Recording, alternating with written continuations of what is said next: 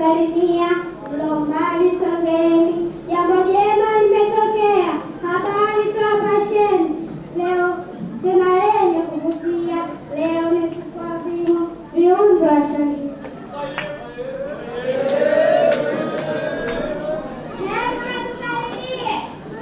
Kilichojiri haraka tukimbilie, tupate yale mazuri, sote na tushangilie kwa kila lilo heri. Kwani leo kuna nini? Jamani, tuelezeni.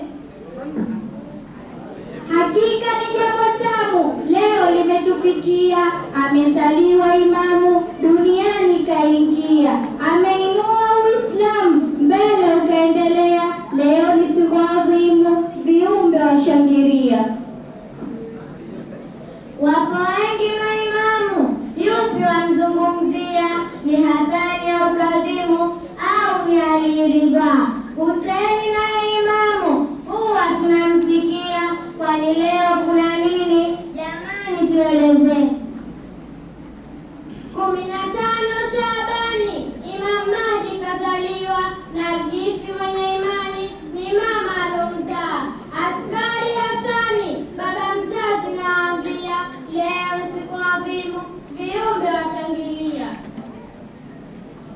Baada mnatupa fumbo, ni gumu kuifungua, hata mkishika fimbo sitoweza kuvumbua. Msinipige kikumbo, nahitaji kuelewa, Mahdi Hassan ni nani? Natamani kumjua. Yeye kama jua lililopo mawinguni, haki anaichagua, atatuletea amani, dhulma ataiondoa iliyoenea duniani. Leo ni siku adhimu, viumbe washangilia. Yeye ni Hujjatullah kwenye viumbe wa dunia, twamsubiri wallahi. Uislamu aliyeinua, ulimwengu ufurahi, Sabina ataiokoa. Leo ni siku adhimu, viumbe washangilia. Hivi atakuja lini kuiokoa dunia?